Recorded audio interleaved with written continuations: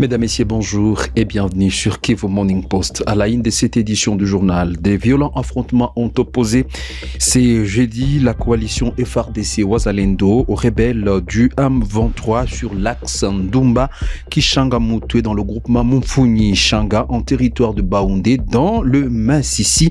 Nous restons ici au nord Kivu. Nous parlerons de cette manifestation des déplacés des guerres qui ont bloqué la route Goma-Sake ce jeudi. Ces derniers exigent de la part du gouvernement une prise en charge tout en leur assurant la sécurité pour leur permettre de rentrer dans leurs villages respectifs. À Bukavu, nous parlerons de ce voleur qui a perdu la vie en essayant de sauter au 3e niveau d'un bâtiment lorsqu'il a été soupçonné de vouloir cambrioler dans une maison. Ces informations et tant d'autres, leur développement, c'est dans un court instant. Le temps pour vous de vous abonner si c'est la première fois de suivre Kivu Morning Post.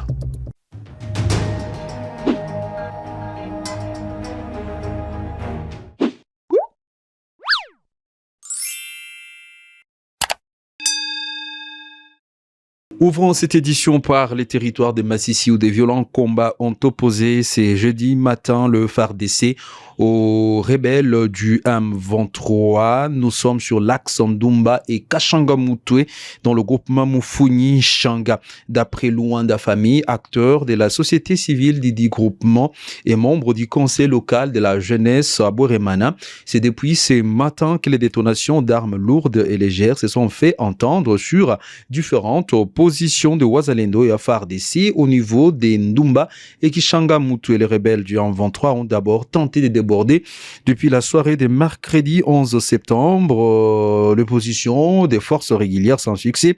Quelques activités champêtres ont été donc suspendues pour ces jeudi, le temps de laisser place aux hostilités entre les deux parties.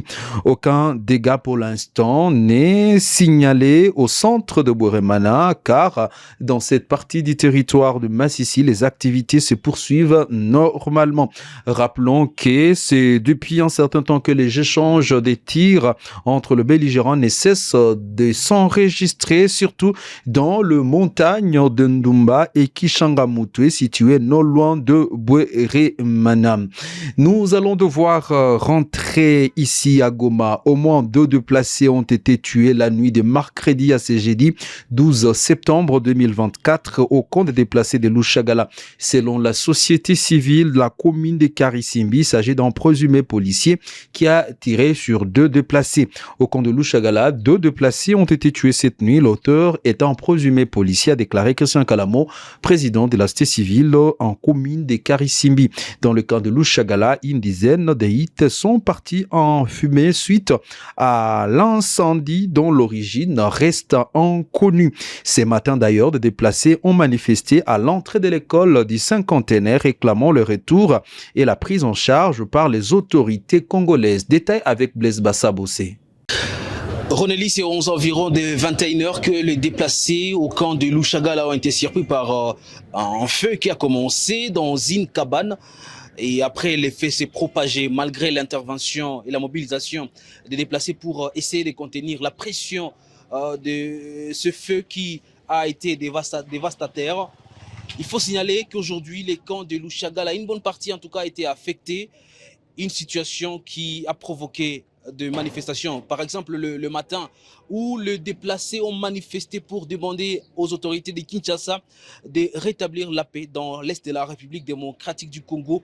Également dénoncer la famine qui est devenue insupportable pour ces déplacés et qui ont fui la guerre du M23 dans différentes entités du territoire de Massissi, Rutshuru et les territoires de Nyiragongo. Jusqu'à présent, la situation a repris déjà aux environs des 10 heures après l'intervention des éléments de la police et le militaire qui se sont rendus donc dans cette zone pour aller calmer la tension de déplacés qui était assez vive.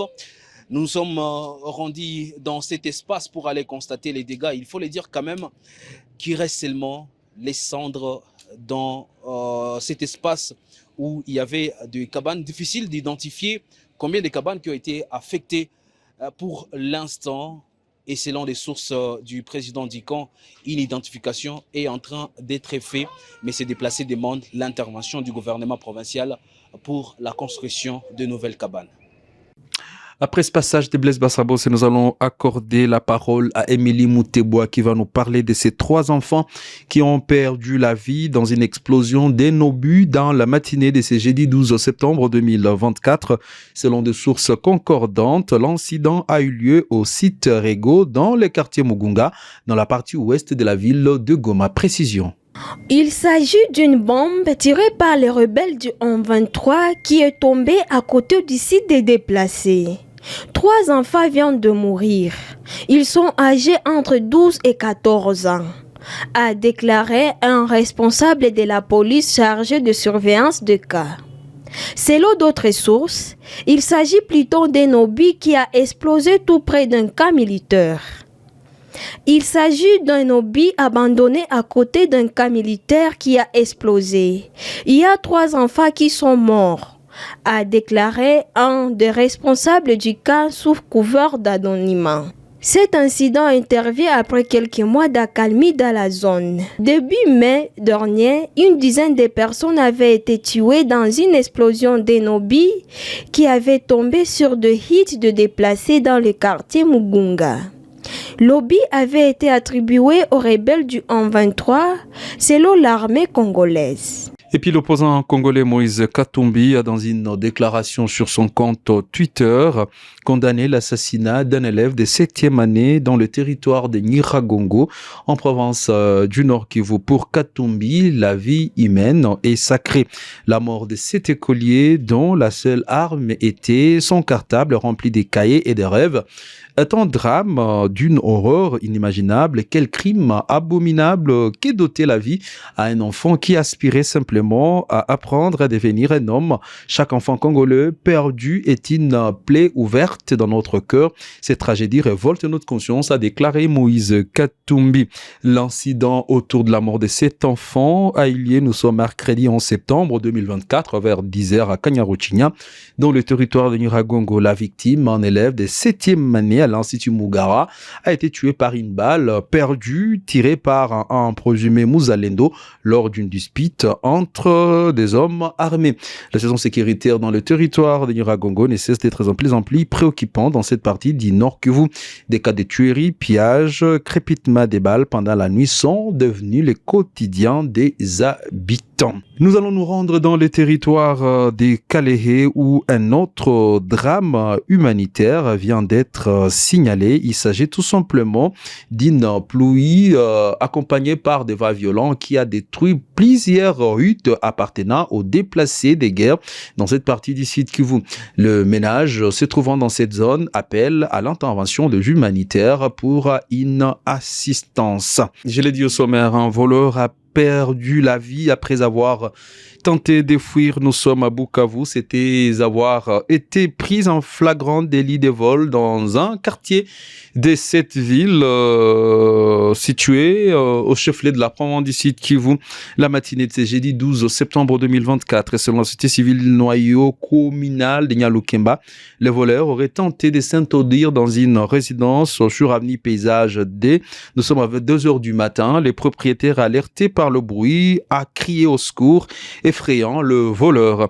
Et pris de panique, le voleur a sauté du 3e étage jusqu'à la terrasse de l'immeuble. L'impact de la chute lui a causé de graves blessures à la tête, entraînant son décès sur place. Cet incident a suscité l'inquiétude de la communauté locale, la société civile, soulignant la recrudescence de l'insécurité dans les quartiers Nyalukemba, précisément en commune d'Ibanda à Bukavu. Mardi, un autre incident similaire s'est produit sur avenue Albert Kayabou. Il est clair que le quartier Nyalukemba est en proie à des problèmes, notamment des traversées illégales non contrôlées et la présence de nombreuses maisons vendant des boissons fortement alcoolisées sur différentes avenues, a déclaré un représentant de la société civile. La société civile lance ainsi un appel urgent aux autorités pour qu'elles prennent des mesures afin de renforcer la sécurité dans les quartiers, notamment en patrouillant régulièrement et en surveillant de près les établissements vendant de l'alcool. Terminons cette session formative avec Ben Mouima. Fin de la trêve internationale du mois de septembre Place aux compétitions interclubs sur le continent africain. Ce week-end sera mouvementé avec deux matchs des 16e de finale de la Ligue de champions et de la Coupe de la Confédération africaine. La République démocratique du Congo sera représentée par 4 équipes. 3 clubs joueront en déplacement, tandis qu'un autre jouera à domicile. Détail. Après la clôture des éliminatoires de la prochaine édition de la Coupe d'Afrique des Nations, place maintenant aux interclubs de la CAF. La RDC aligne déjà ce week-end 4 équipes. D'abord, la formation de l'AS Club de Kinshasa est attendue en Afrique du Sud pour croiser la formation de Stellenbosch. Un match qui est prévu c'est vendredi 13 septembre 2024. Malheureusement, à 24 heures avant cette rencontre, l'ASV Club est toujours bloqué dans la capitale congolaise. Selon nos sources, l'avion de l'ASV Club n'est toujours pas autorisé par les gouvernements sud-africains. L'ASV Club aurait tenté de demander à la Confédération africaine de football de décaler cette rencontre pour 24 heures. L'autre représentant en Coupe de la Confédération de la CAF, il s'agit du FC Central Lupopo qui s'est déplacé en Angola pour jouer contre la formation des Bravos d'Omaki. Un match qui est prévu le dimanche 15 septembre 2024. En Ligue des Champions, par contre, l'AS Maniema Union, les seuls représentants de la RDC qui va jouer à domicile.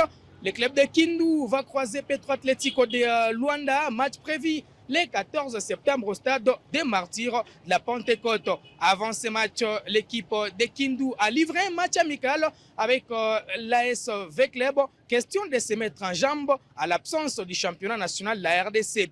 Le dernier représentant, c'est l'équipe du tout-puissant Mazembe qui s'est déplacé en Zambie pour lancer sa campagne. Après quelques jours passés à Futuka pour la pré-saison, les Corbeaux se sont envolés avec un groupe de 21 joueurs sur les 20 joueurs sur les 21 convoqués. Un seul joueur, il s'agit d'Ibrahima Keïta qui est parti en sélection nationale pour la trêve internationale du mois de septembre, va rejoindre Mazembe sur place qui va en découdre contre Red Heroes, l'équipe zambienne. Match à suivre au stade Levi Monawassa le samedi 14 septembre 2024. Bonne chance aux représentants de la RDC qui vont jouer tous l'étape des 16e de finale de la Ligue des Champions, mais également de la Coupe de la Confédération. Très chers internautes, c'est par ici que se clôture cette livraison de nos informations. En tout cas, une dernière pour Ronelin Thibonnet Idi Amin. Merci de l'avoir suivi et à très bientôt.